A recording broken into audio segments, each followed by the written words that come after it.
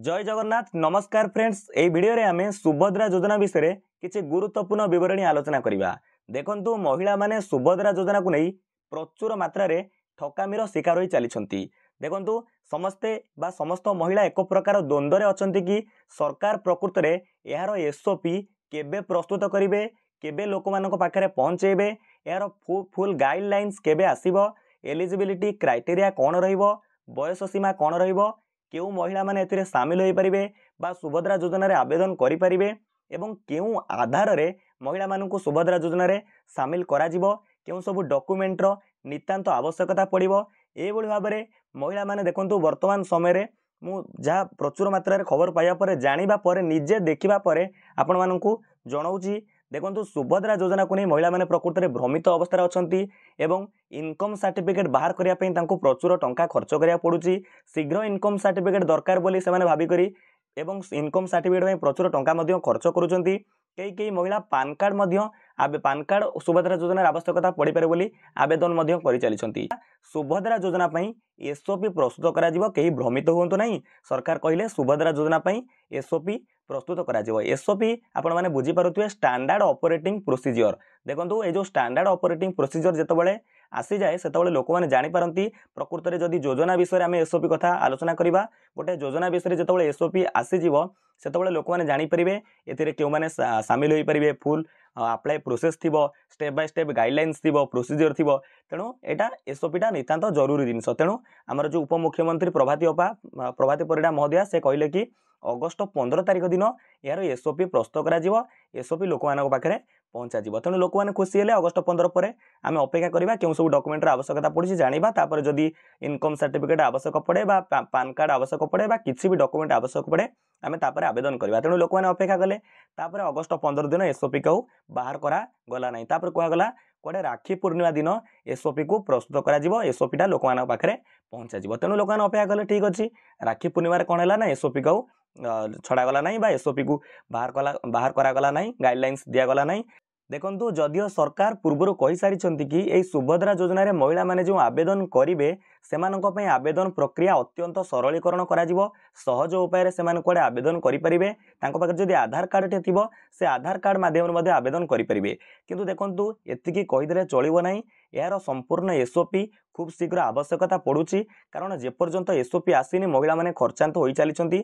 सरकार कोन कहि देले मीडिया रे बाइट दे देले कि केही महिला माने भ्रमित होंतु नाही। हमर ताले सीधा सड़क कहि दउना काहे कि इनकम सर्टिफिकेट दरकार नाही, पान कार्ड दरकार नाही। जदि सरकार टिके एसओपी आसीबा पूर्व कहि दियंते कि इनकम सर्टिफिकेट प्रकृत रे सुभद्रा योजना पई दरकार नाही, तबे कोन पई महिला माने आवेदन करिवे इनकम सर्टिफिकेट पई। आ गोटे बड़ कथा देखंतु आपण मानक मन रे बड़ प्रश्न रहिछि। मोर प्रायतः जो सुभद्रा योजना को नै पूर्व वीडियो सु अपलोड करिछि सेतिरे भरी भरी कमेंट आसीछि कि विडो जो महिला माने विधवा महिला माने सुभद्रा योजना रे शामिल हेबे कि नहीं। देखंतु स्पष्ट सूचना आसीनी मु आपनकु जा हेई पारे आकलन करी कहूछि। देखंतु सुभद्रा योजना रे विधवा महिला माने शामिल होई न पारंती एवं होई पारंती। दुईटी कारण आपनकु जणेबी। होई न पारंती किपरि पूर्व आमे जानिछे मधुबाबू पेंशन योजना रे विधवा महिला मानकु पेंशन मिलुची, मासिक भत्ता मिलुची। तेणु आमे ए क्षेत्र को लक्ष्य कले सुभद्रा योजना रे हुए तो जो विधवा महिला माने शामिल न होई पारंती। आ किपरि होई पारंती जेतु कहा जाउची प्रत्येक कैटेगरी रो महिला को मिलिबो, ओडिसा रो सब महिला को मिलिबो। सरकार बारंबार कहउचंती से क्षेत्र रे देखिबा ताले हुए तो जो विधवा महिला मानकु कोन करा जाय पारे ना सुभद्रा योजना रे शामिल करा जाय पारे। तो ए वीडियो माध्यम रे मु समस्त महिला मानकु मां मानकु अनुरोध करिवे कि मु आम चैनल रे पूर्व वीडियो अपलोड करि सारिछि। इनकम सर्टिफिकेट पे आपण माने संपूर्ण मागणा रे ऑनलाइन रे आवेदन करि परिबे। जदि इनकम सर्टिफिकेट आवश्यकता पड़ियो बोली आपण भाबुचंती तेबे आपण माने ऑनलाइन रे निजे आवेदन करि परिबे। आपण को घरे कोनोसी भी जदि के टिके शिक्षित पिला अछंती तो मोबाइल फोन ती अछि, आपण ऑनलाइन माध्यम रे इनकम सर्टिफिकेट आवेदन करि परिबे। पूरा प्रोसीजर जणैछि। दया करी किछि भी आपै टंका खर्च करंतु नै, अपेक्षा करंतु 10-15 दिन भीतर आपनकर इनकम सर्टिफिकेट आसी जिवो। आपण को जो ड्यू डेट देइथिबो तार भीतर आसी जिवो। तेणु सेप्टेम्बर 17 आउरी अनेक दिन अच्छी।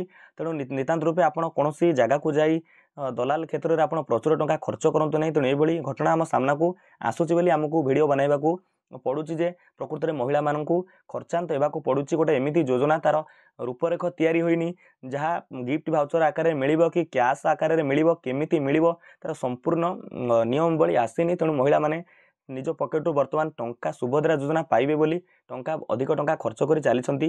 ତେଣୁ ଆପଣ ଅନଲାଇନରେ ନିଜେ ଇନକମ୍ ସାର୍ଟିଫିକେଟ୍ ଆବେଦନ କରିପାରିବେ। ଯଦି ଚାହୁଁଛନ୍ତି ପାନ୍ କାର୍ଡ଼ ମଧ୍ୟ ନିଜେ ଆବେଦନ କରିପାରିବେ। 106 ଟଙ୍କା ନା 7 ଟଙ୍କା ଖର୍ଚ୍ଚ ହେଉଛି, ସେତିକି ଟଙ୍କାରେ ଆପଣ ନିଜେ ଆବେଦନ କରିପାରିବେ। କାହାକୁ ଆପ୍ଲାଏ ଚାର୍ଜେସ୍ ଦିଅନ୍ତୁ ନାହିଁ। ନିଜେ ଯଦି ମୋବାଇଲ ଫୋନ୍ଟି ଅଛି ପୁରା ଦେଖି procedure step by step process ଆପଣଙ୍କୁ ଜଣାଇଛି। ଜଣେ ସାଧାରଣ ଲୋକ ମଧ୍ୟ ଦେଖିଲେ ବୁଝିପାରିବ। ତାକୁ ଦେଖିକରି ଆପଣ ଆପ୍ଲାଏ କରନ୍ତୁ। ଗୋଟିଏ ଟଙ୍କା କାହାକୁ ଦେବାକୁ ଦରକାର ହିଁ ନାହିଁ। ତେଣୁ ନିତାନ୍ତ ରୂପେ ଦୟାକରି ଏଭଳି ଯେଉଁ ବିଭ୍ରାନ୍ତିକର ଯେଉଁ ତଥ୍ୟ ମନ୍ତବ୍ୟ ଯେଉଁମାନେ ଦେଉଛନ୍ତି ତାଙ୍କଠାରୁ ମଧ୍ୟ ଦୂରେଇ ରୁହନ୍ତୁ। SOP ଆସିବା ପର୍ଯ୍ୟନ୍ତ ଅପେକ୍ଷା କରନ୍ତୁ।